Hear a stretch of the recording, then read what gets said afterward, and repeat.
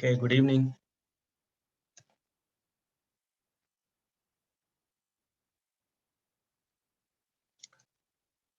Yes, good evening, all of you.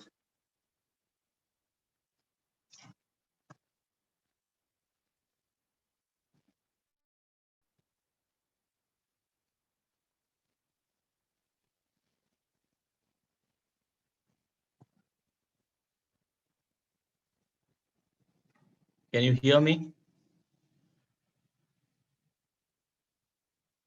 Okay, so today we're going to discuss our second essay, which is argument. So in the last class, we discussed about the issue. So wherein you will be asked to, express your agreement or disagreement about a opinion taken. Okay, you are given a topic, so you have to express your viewpoints about that particular topic and elaborate it by providing some persuasive reasons and examples from your own life, your own exposure, your own understanding of the society, so on and so forth. Okay, that was first task. Now the second task is something which is completely different from what you do on the first task. So in the first task, you are expressing your opinions, expressing your, you are supporting the your viewpoint with some examples and illustrations from your own understanding of society, so on and so forth. But here you don't do any such thing. You have to write an essay on the weaknesses of the argument given to you. You have to evaluate an argument which is already written by somebody. Okay, so you will be given a paragraph of information, okay, which is like a critical reasoning question. A mini paragraph is given, which means it is an argument, about something. So you have to understand the argument and talk about the weaknesses of the argument. Okay, you have to mention the inconsistencies in the argument, okay, logical gaps in the argument. So you have to write an essay on the criticism of that argument, why that argument is not convincing. You should not support the argument. You should not present any opinions about that argument, but you have to evaluate the argument. You have to tell why the argument's reasoning is fallacious. So what is wrong with the reasoning of the argument? What is wrong with the logic of the argument? What is it that is making that argument weak? Okay, so you can understand.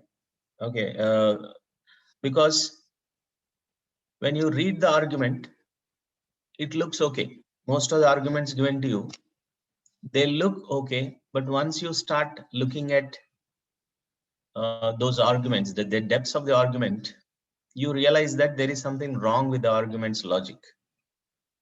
So you have to really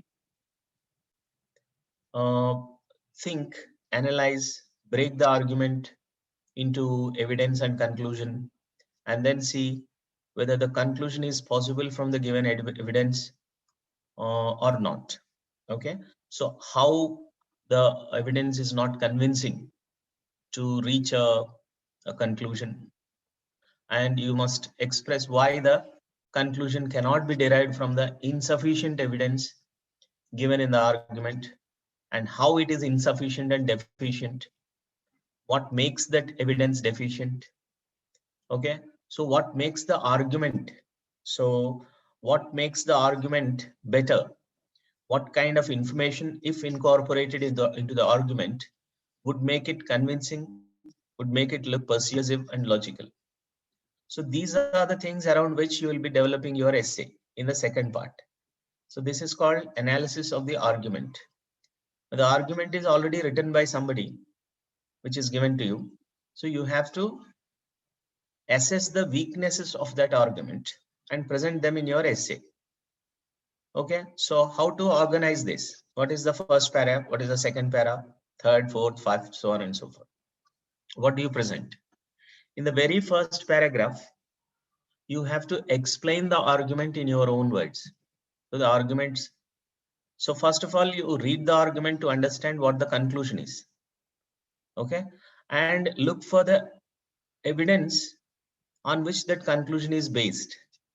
So you must first identify the conclusion, and then you have to look at specifically on what evidence that conclusion is drawn. Okay, so what is supporting that particular conclusion? What are the pieces of evidence given to support that evidence must be understood from that argument? Okay, and you have to present that conclusion and the evidence in the opening paragraph, saying that this is the argument.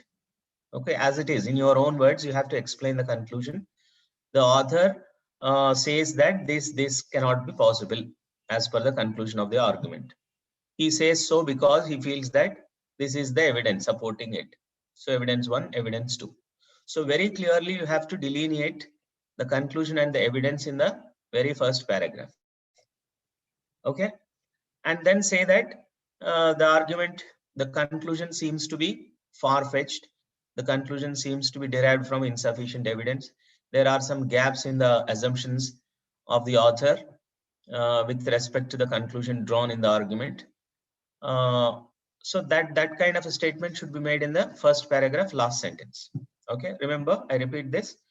First paragraph should contain the explanation of the given argument and break it into conclusion and the evidence. And then the last sentence of the first paragraph should say that there are certain inconsistencies, gaps, and errors in the logic and the reasoning of the author when he drew the conclusion from the evidence. Okay, so that should be the first paragraph. Okay, you never ever have to support the argument. You should not support it saying that it is good. Okay, you have to identify the weaknesses of the argument, inconsistencies, logical fallacies of the argument. You're not supposed to say anything in support of the argument. Okay, all we have to do is criticize the argument, but criticize in a logical way. Don't just make judgments that this is very bad, it is stupid essay, it is stupid argument, kind of, judgmental words should not be used. Only logical reasoning should be used to criticize the argument. Yes, here he said this point, but this point lacks certain things like A, B, C. Without these A, B, C, it is not possible to tell if this evidence is supporting the conclusion or not. So such kind of logical terminology must be used rather than abusing or criticizing or chastising the argument. Okay, so there is no use of that. So that's not criticizing it. So you have to logically find fault with the argument's conclusion and the evidences. Okay, for faulty assumptions of the argument. So you have to think, identify some 3-4 faulty assumptions of the argument and put each of them in one para and write 4 different assumptions and 4 different fallacies, 4 different errors in the argument. That is enough. Okay, so introductory paragraph, 4 different errors or inconsistencies or logical fallacies of the argument, and 1 conclusion. The conclusion will always be the same, saying that because of the above inconsistencies, the argument looks far from convincing. Had he provided these information, it would have been better. Okay, so had the author rectified these things, it would look more convincing. But as it is in the current stage, I cannot accept this argument. So saying that, you will conclude the essay. Okay, so opening paragraph is very clear, introduction of the argument. Conclusion is also very clear, that you are saying that for the above reasons, the argument is far from convincing. Okay, you are restating that the argument is bad. Okay, so these are fixed, first and last ones. But what you write in the middle paragraphs, that is important. Okay, so in 3-4 paragraphs, you can mention 4 different points, as I mentioned, and you can take an additional paragraphs to say that what would have made the argument better. What kind of an information if the author provided in the argument would make it look better. Okay, so you are in 4 of the paragraphs, you are explaining why it is inconsistent, why the argument is illogical. And in one of the paragraphs, you are mentioning how it could have been better. You know, what information would make it better or would make it look more convincing. Okay, so that is one additional paragraph you can take. So this is the breakup of different paragraphs that you can include and what you should include in them. Okay, now coming to the language that you should use should not be too judgmental. As I mentioned, it should be more objective and related to the argument mentioned. You should not be opinionated. Nowhere you should take your own opinions. Okay, outside information should be almost, it should be negligible. Okay, maybe you can relate or compare something to outside situation, but do not bring anything from outside. Mostly you have to confine to the argument given and tell why it is logically incorrect. That's all. In the first essay, you brought outside information, but in this essay, you should confine to the argument given to you. Okay, not beyond that. Now, as I mentioned, identify 4 different kinds of weak points in the arguments. Normally, what kinds of things do we have? What kinds of things make an argument inconsistent? First of all, if there are any numbers mentioned, okay, so any numbers or percentages, so I am giving you in the chat box, you can check numbers or percentages. You know about this principle, numbers, percentages. If you talk in terms of numbers, you cannot conclude in terms of percentages. If you talk in terms of percentages, you cannot conclude about the numbers. Okay. If I say there is a 50%, 100% increase in the growth rate compared to last year, therefore people are happy. So if I say that, I don't know what percentage existed before. Now, if it is 1% before and now it becomes 2%, then it is also 100% increase. Okay. So that doesn't mean that just by a mere 1% increase, everyone is happy. So I need to know the base figure upon which the percentage has increased. Otherwise, it is meaningless just saying about the percentages. Similarly, averages. Okay. So averages, an average can decrease or increase based on the denominator, right? That means number of people that you take to count the average might increase or decrease based on the denominator figure. And similarly, average doesn't mean that everything is uniform. Okay, so there could be large variations sometimes. There should be excessive higher point towards one, which totally changes the average figure. So when the argument talks in terms of averages or in terms of percentages, then immediately that is an error that you can elaborate upon. Okay.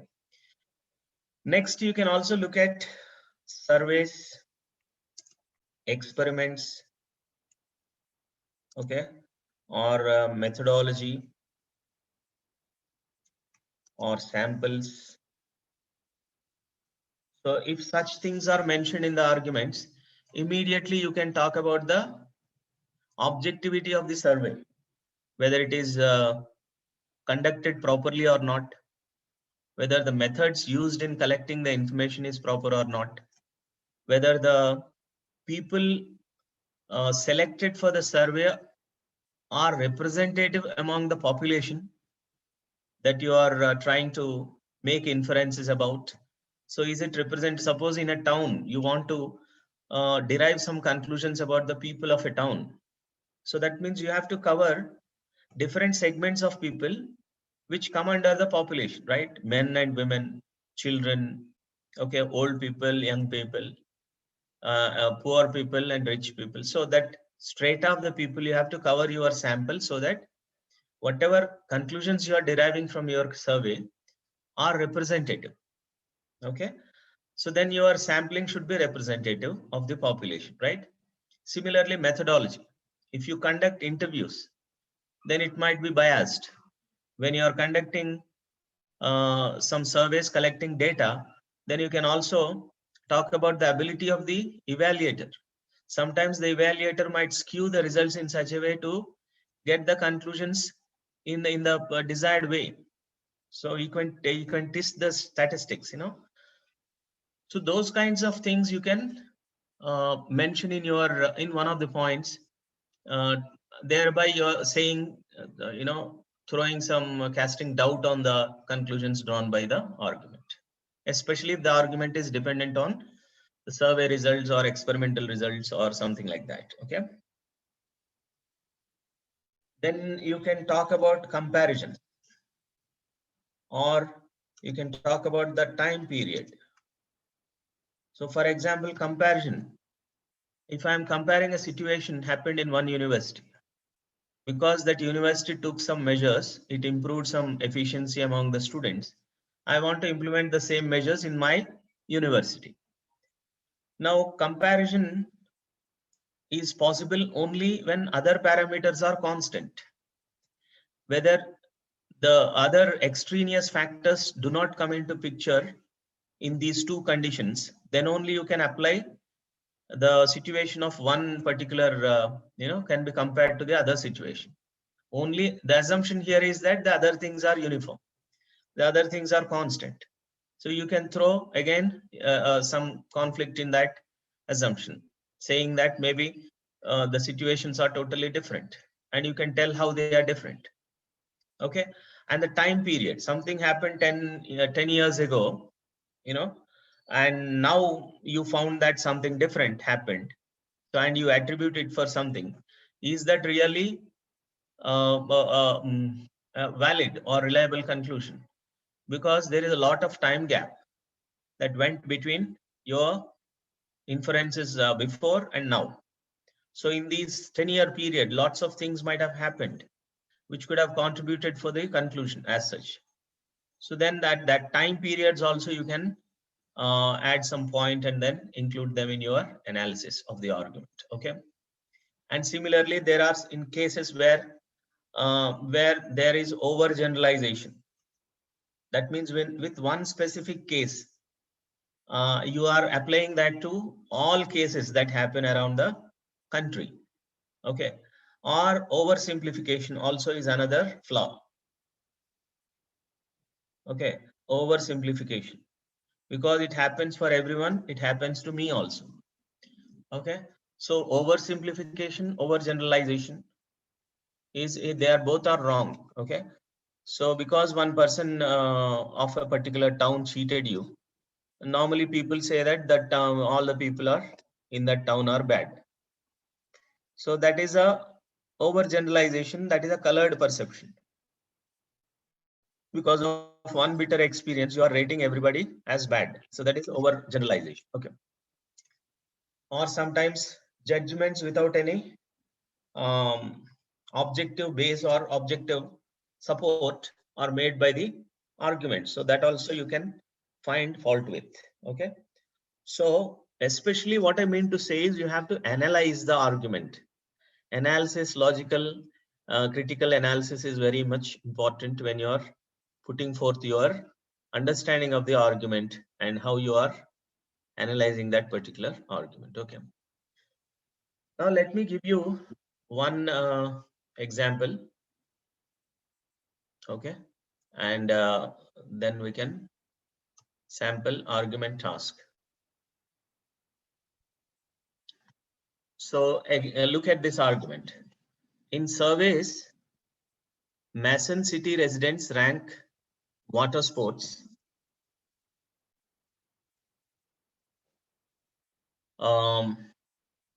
swimming, boating, and fishing among their favorite recreational activities.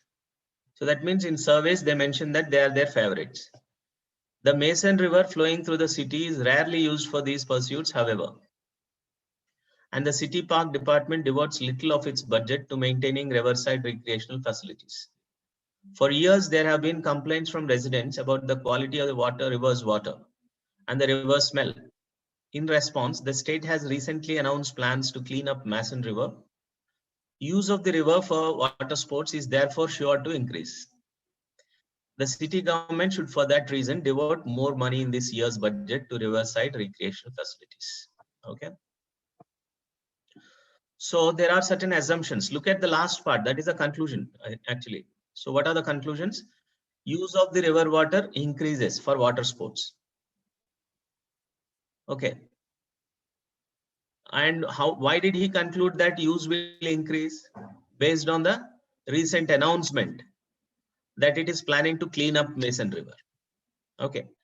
And then because the use of water river is assumed to increase by the argument, what is the conclusion that is drawn by the argument? City government should devote more money in this year's budget to riverside recreational facilities. Okay. So should they actually increase the budget? So why did he say they should increase the budget for recreational facilities? Because the use of river water for sports increases. Why did he say that? On what basis? Because the state has announced plans to clean up Mason River. So there are some gaps here. So does cleaning up Mason River automatically lead for water sports? Okay. And he's saying this year's budget. Now, do you know the length of the time that is required to clean up a river like Mason River? Would it be possible? I mean, he's assuming that the cleaning up will be finished sooner. Therefore, you have to allot in this year's budget itself. So he's assuming that it will get over. So what if it takes 3-4 years and a long-term effort to clean up the river?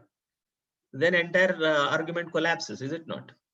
So you have to identify those gaps and then try to present them as weaknesses in the argument, saying that without knowing this, how could a government allot budget for recreational facilities without knowing the duration of cleaning up the Mason River? Okay. And then mere announcements. Okay.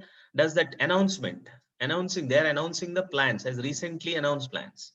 Okay. And then so plans too, that means they are only planning. So on what basis they are planning? And then are the plans going to materialize sooner? So that is another thing that you have to think. And then you have, for years there have been complaints from residents about the quality. So how many complaints were there? How many have how serious the complaints were about the quality of the river's water? So what is that quality? So can we define that quality of the river water? And then river smell. So is it so bad that it impedes? It restrains people from from using the river for water sports? Is it the only reason why they are not using for water sports, or do we know any other reasons that would have prevented them from not using the river for water sports? Maybe it is so shallow that it is not conducive for water sports at all. Then you are assuming that the reasons are this, whereas the reasons lie somewhere else. So some other data also should be provided regarding the other aspects of it. So we need to know how comprehensive the survey is conducted, so as to know every possible reason for not using this for the water sports. Then only you will be very clear about why it is not being used, and then whether these measures of increasing the budget is correct or not can be understood. Okay.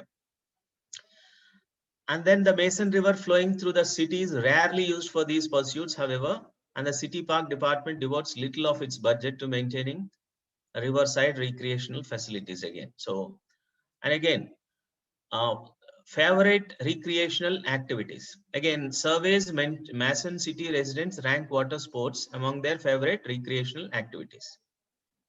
Okay, so what is the context of this survey? Is it conducted just to know about the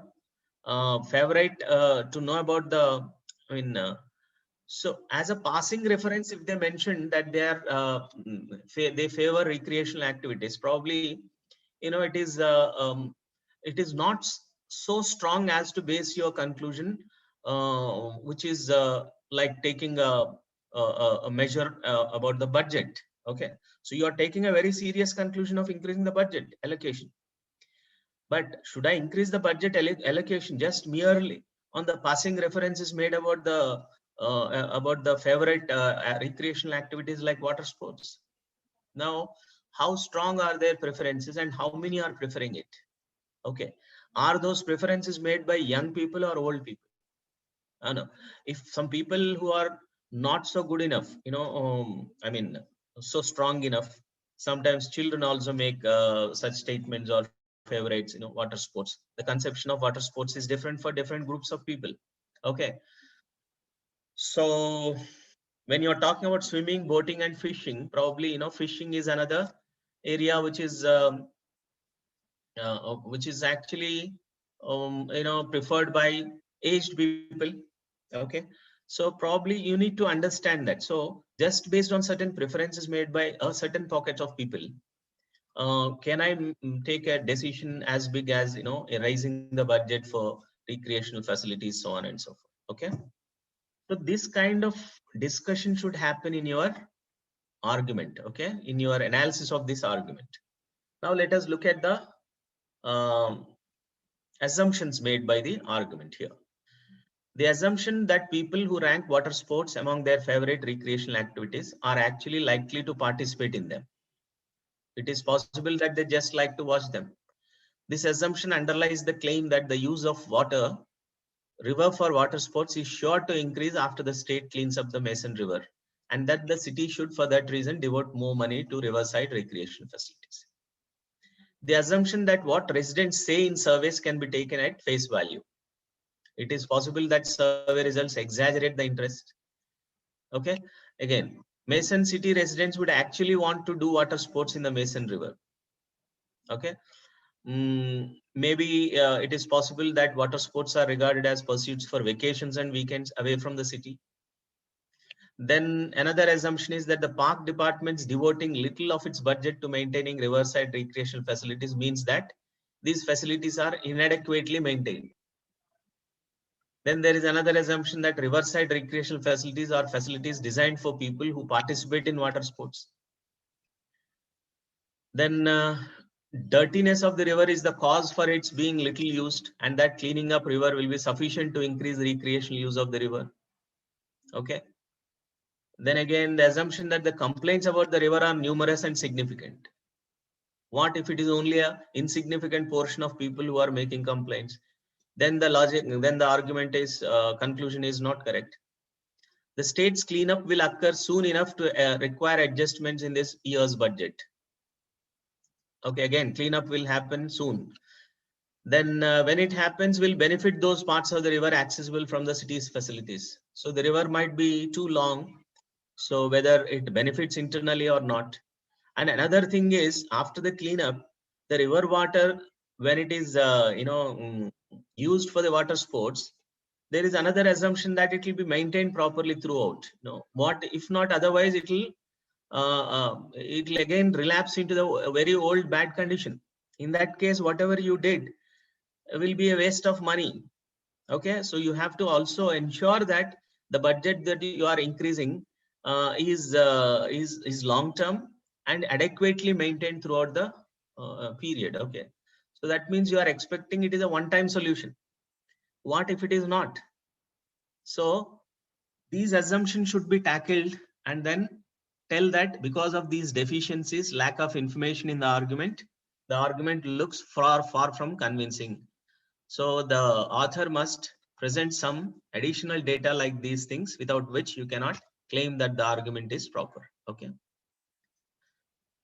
so this is the way you have to look at the assumptions and then attack those assumptions. Okay, so if you write this way, 5-6 paragraphs, you will be scoring at least 5 or 4.55, 5.5. So if your analysis is good, if your logical thinking is divergent, and if you are focusing on the correct assumptions in the argument, which can prove that the argument is incorrect, then you will score high. So it's not an English language test. So it is a logical test. So you need not exhibit your creativity in your sentences as such, or language or vocabulary, but you need to actually focus on the logical aspects of the criticism of the argument.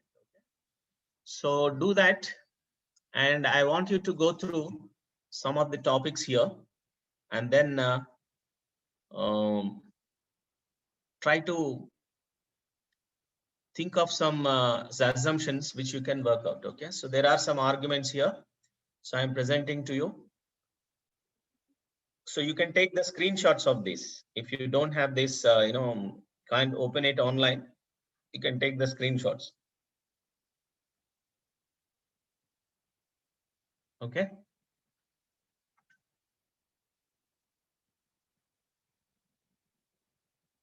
This is second one, Omega University.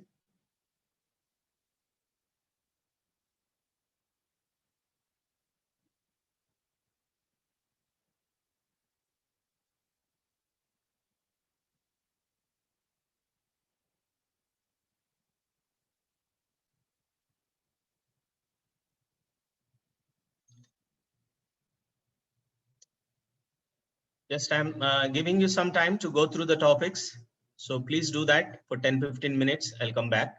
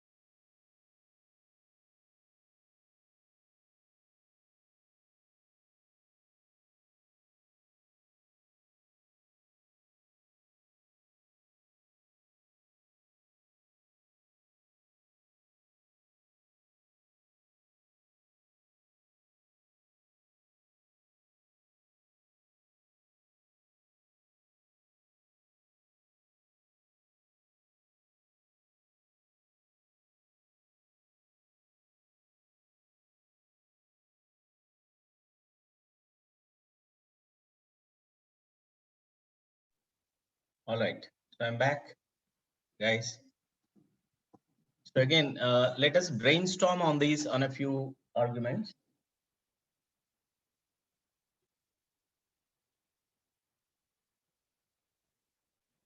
From back side.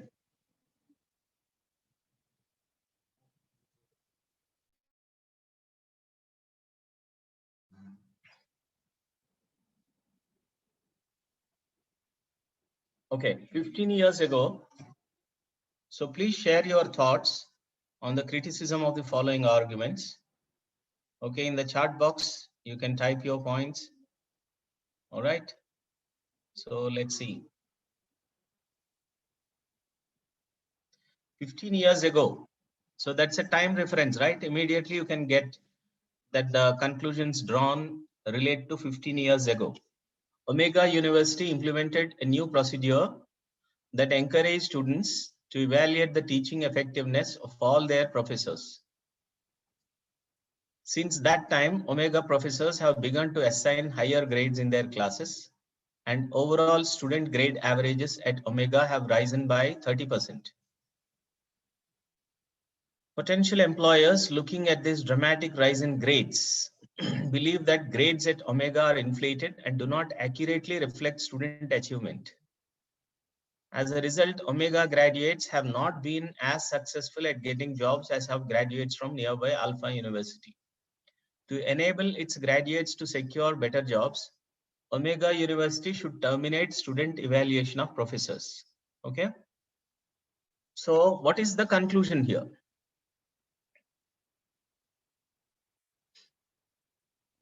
First of all, tell me the conclusion of the argument.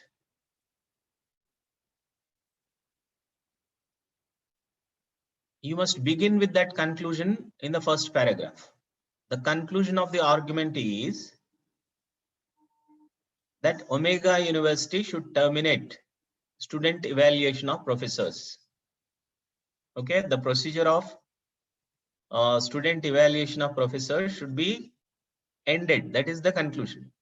So on what evidence?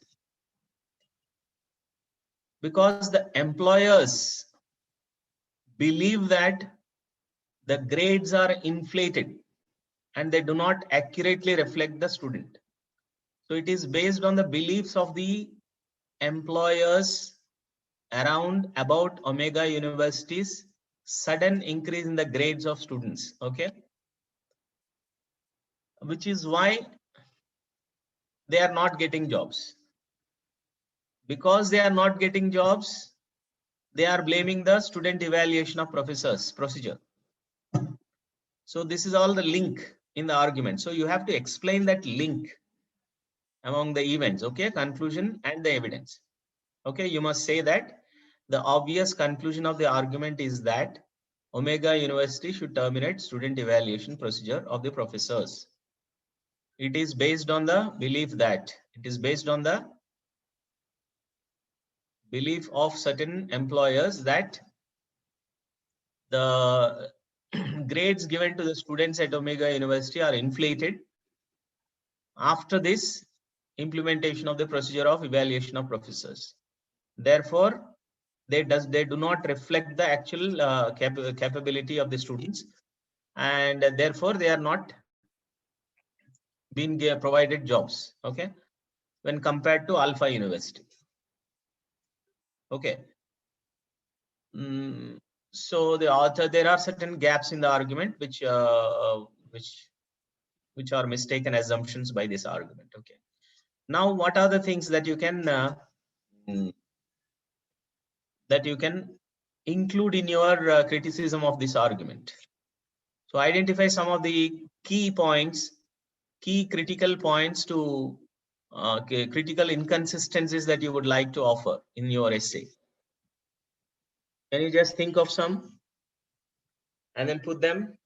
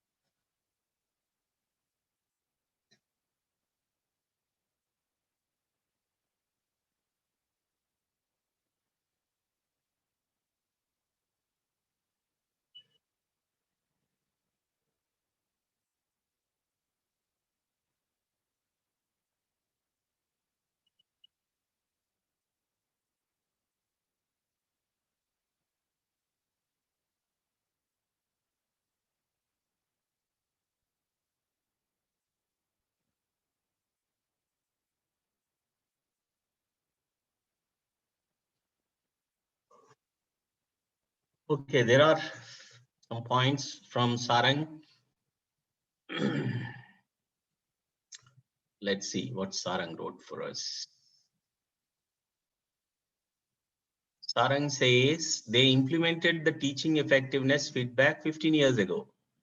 And it is only now that employers are thinking grades are inflated. Very good. This is one gap that you can.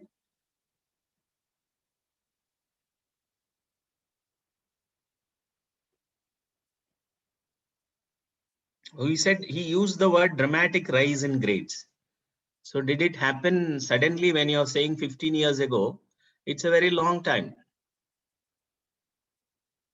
So we need to understand how quickly the grades averages, again, average is mentioned. Averages have risen by 30%. That's not a big deal actually. So averages could improve, even with improvement of certain small number of or small group of people also. Okay. So you can talk about that dramatic rise, gap in the time. Yes. Some other factors could also have contributed to that change. Right. Very good. Then Aditya says Alpha University has a better course curriculum which leads to students getting more jobs. What percentage of employers feel that the grades are falsified? Yes. Yes. The differences are attributed to getting jobs or not getting jobs. Here you have to see the comparative data. So he's comparing that they are not as successful at getting jobs as have graduates. No, this is a vague comparison. You need to substantiate it with facts. Suppose 100 students are getting out of the overall 1000 students. If 600 students are getting jobs in Alpha University and 550 students are getting from Omega University, the difference is very less, but still you can say that they are not as successful at getting jobs as the graduates of Alpha University. So this comparison is very vague. So 550 and 600 example I have given very clearly illustrates the falsity of the argument, is it not? So we need to know whether it is 100 versus 600 or 550 versus 600. Then only you can talk about that validity of the comparison. Okay. So that is again one more point you can include. Okay.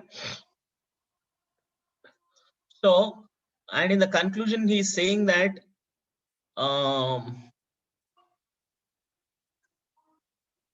getting jobs is based on students' performance. Students' evaluation is unrelated to them. Yes, of course. See, in the last part, you will see that by terminating student evaluation of professors, the argument is assuming that they will secure the better jobs. Okay. That means, is this the only solution? That means the cause and effect relationship should be very clearly established between these two. So if the getting better jobs is dependent only on terminating the student evaluation of professors, definitely not. Student getting jobs dependent upon different factors, the personality one, the skills, number one, number two, the subject, even if evaluation of the professors means it is about the caliber or the subject delivered by the professors. Okay.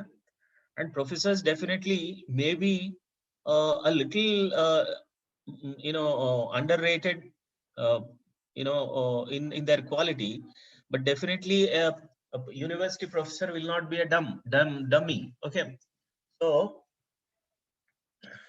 there might be differences in the quality of different professors, but overall you cannot say that they are the only reason for underperformance is the only reason for not getting jobs. So it might depend on many other factors also. So this is assuming that no other factor is relevant for this, and this is the only factor, okay, which cannot be taken as for granted. Okay. Yes.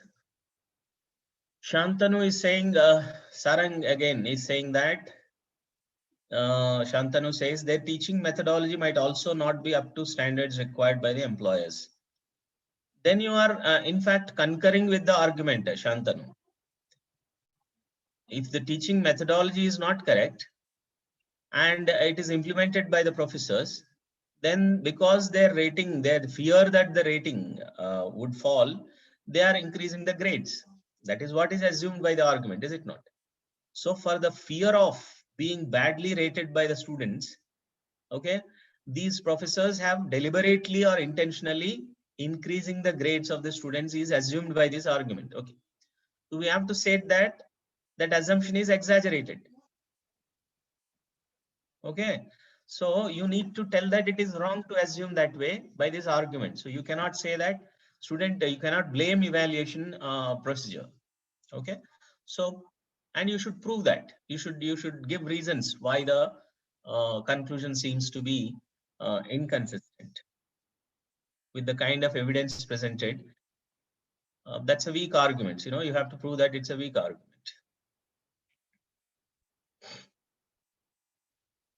Next, Sarang says, even if they terminate the teaching feedback, it does not guarantee that the employment record will improve. Yes, the student will still be lacking in skills as compared to Alpha University, and employers will still prefer that college over this one. Okay.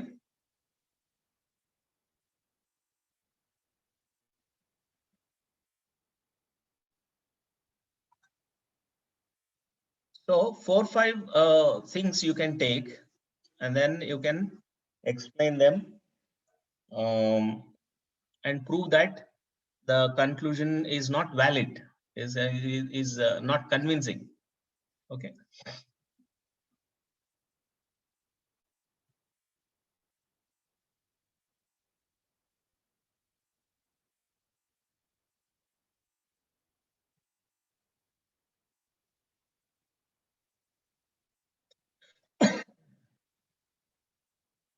So what can we understand about the student grade averages rising by 30% after the implementation of this? Number one, you can talk about how much time did it take for the improvement to happen. Okay.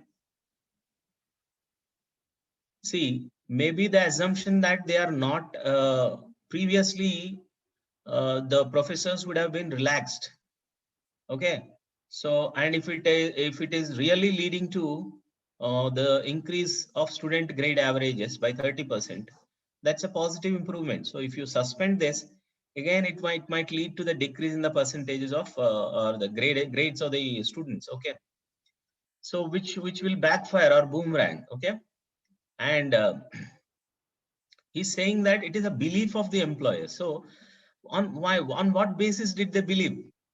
So is it by the whims and fancies of the employers you will take a decision of cancelling out a procedure?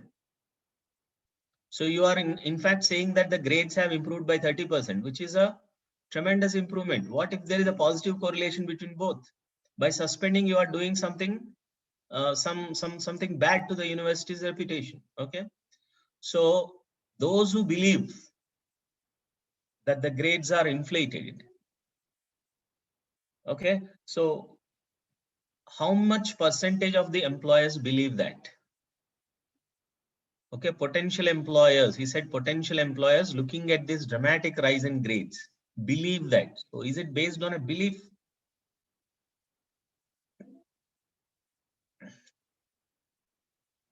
Para cannot be 2-3 lines, yeah, Shantanu.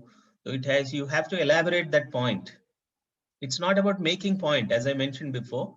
You have to explain that, saying that, you know, this is one point. For example, if you are explaining 15 years ago, okay, you must explain it. How that the logic does not seem to be, you know, convincing when with respect to the conclusion that is taken. So you have to explain that. Because it took longer time, 15 years time is no mean time. Okay, so it's a very long time. So if something, some procedure definitely would have made some substantial changes or brought some substantial improvement in a system. So rather than blaming the procedure which had improved something in the system, okay, and we should see that the 15 years time period actually says the opposite of what is claimed by the argument, and therefore cannot be convincing to say that the procedure is bad. So you have to explain this way. Okay, you can take one point, but it's not about making a point. You have to tell why the reasoning is not correct or it does not look convincing. Okay, you have to state that, you have to explain it. Okay, so explanation is important, not making the point. It is about explaining the logic, why it is incorrect, why there is no consistency in the logic must be explained properly in different paragraphs. Each paragraph's objective should be that. All right. So think about another one here.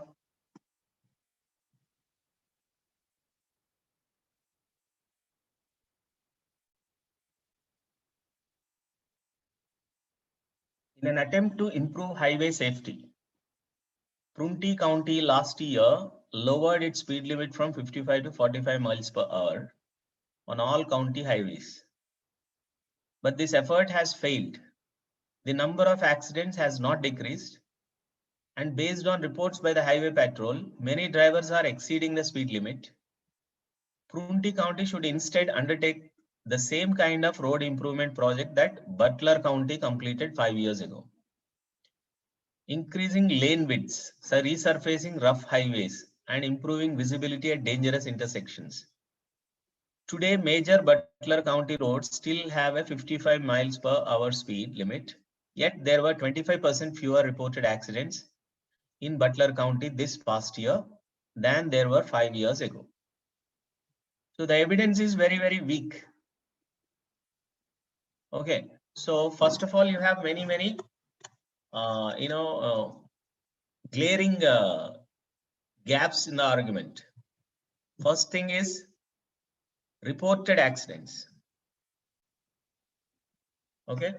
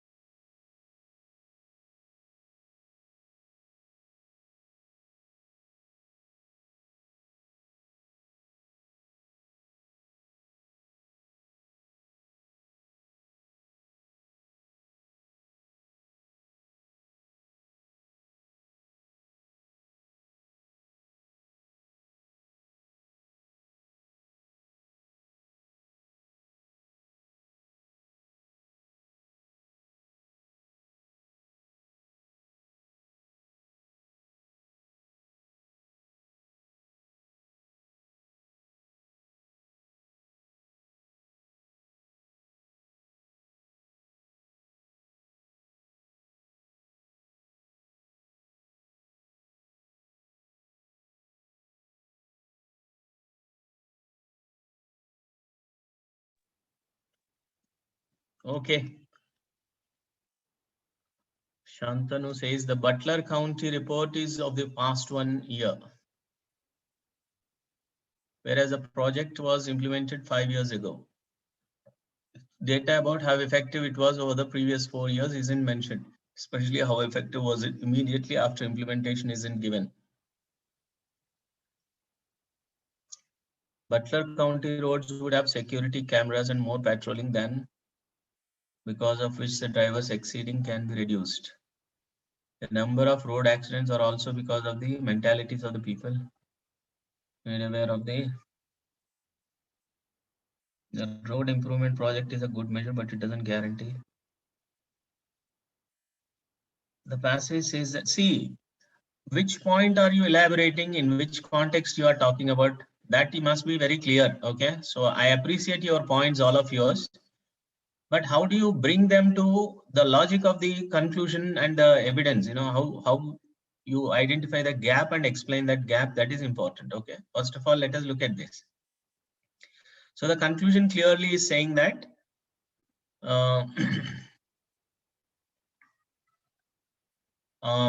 they should do away with the speed limit reduction. Instead, they have to go for some improvement projects, road improvement projects that the Naivar County implemented 5 years ago. Okay. All right.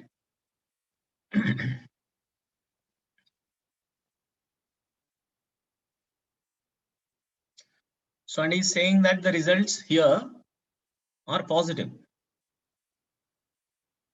He's comparing today major Butler County roads still have 55 mile per hour speed limit, yet there are 25% fewer reported accidents than there were 5 years ago. So that means if 100 accidents happened 5 years ago, the reported accidents decreased by 25%, which means talking about the reported accidents.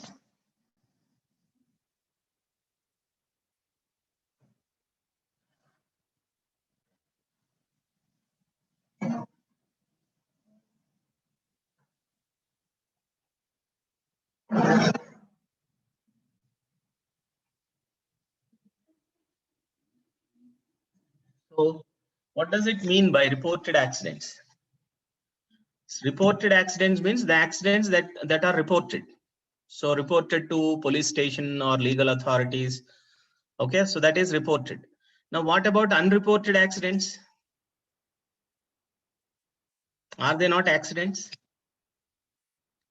So if reported accidents were decreased by 25%, is it an indication of highway safety?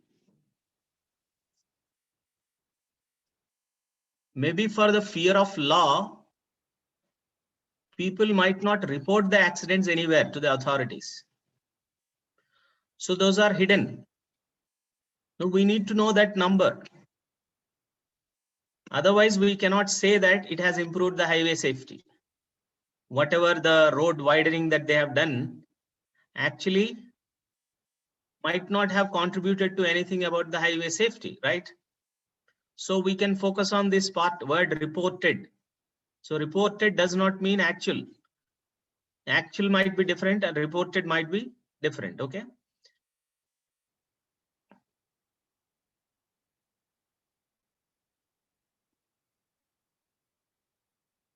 Yes.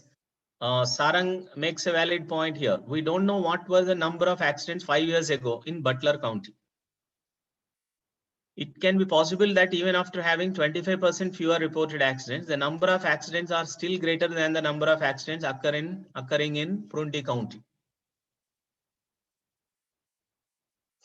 Yes, it's only talking in terms of percentages.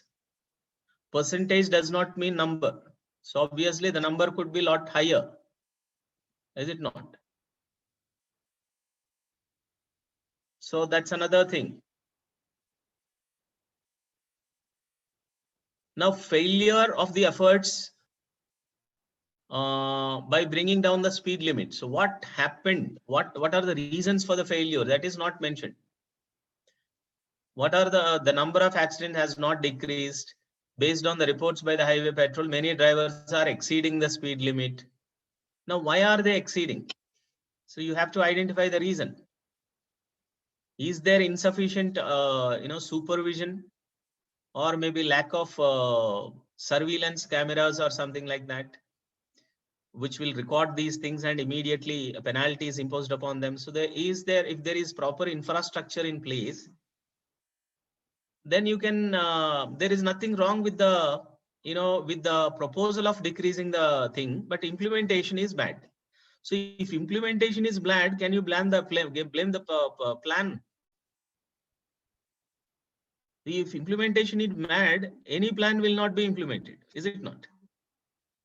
So even if you bring another thing, that will also be a failure. So if you don't explore the reasons for the failure and directly say that alternative B works for you without analyzing the problems and the reasons for the problems, it will not automatically lead to the implementation of another project or another proposal. So that is another deficiency in this argument. There are no reasons mentioned straight away because it failed. We have to go for the other ones. Okay, that is another gap in the argument that you can explore. Okay. Now, again, this argument does not mention the reasons why Butler County went for road improvement project. Okay, so maybe the roads were very narrow there. Therefore, they have gone to road improvement project or increasing the lane widths. So which directly means that the lane width is responsible for the accidents there. They have taken that measure, is it not? What if the lane width is already proper in the Prunty County? There is no need for that. We need to understand those things also.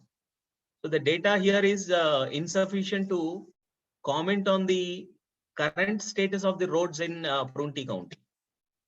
Okay, so if they are already smooth and already wide, and the lighting is already there, so this changing the proposal will not be any much relevant. We need to know how comparatively these things, how are they, at Prunty County, should also be given and provided here. Okay, and the reasons for taking up road improvement project there is also must also be considered. So is it a substantial improvement from the previous situations at Butler County? So if so, then it has worked for them. So what has worked for them need not necessarily work here also, is it not? If you are widening the already wide roads, what happens? People will be more relaxed, is it not? And then they will have false security in their mind, and they'll be relaxed, and they try to overtake, causing to much more accidents, than decreasing the accidents. So we need to understand those things also. Okay, and the reason for increasing lane width, let us say for the traffic load is high, traffic density is very high in the Butler County. Let us assume one reason. What are the reasons for increasing the lane widths? If the density is more, then the lane width will allow that to decrease, okay, or that to scatter. Probably the density of vehicles might not be very thick in Prunty County, and therefore widening the roads would not bring that security. Okay, so likewise, if you explain 4 points, why the conclusion is not convincing, that will do the job. Okay, and finally you can mention one paragraph saying that all these factors, if mentioned clearly in the argument, that can make it look better. Okay, now I think at least you understood the nature of how you should write this second essay. You will get perfection after writing a few essays, so you have to think on few topics, come up with some points, and then keep brainstorming on these topics, a few of these topics, so that will put you into the groove. Okay, I think, yeah, that's it. So if you have any questions, again, the word limit, as I mentioned, 350 to 500 words you can write. There is 30 minutes time for presenting this essay. Okay, so this is evaluated on a scale of 0 to 6. So the average of the first and second one will be given as the final score. Okay, so try to do well in both the essays so as to get a higher score of at least 4.5 or 5 on this essay. Okay. So that's all from my side. Keep working, keep sharing your essays with me. All right.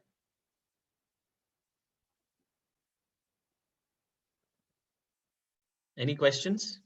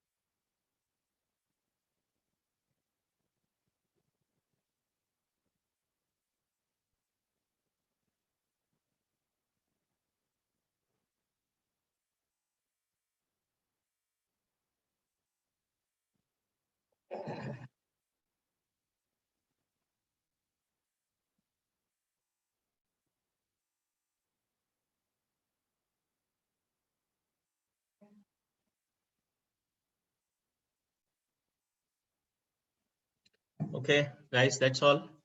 Thank you.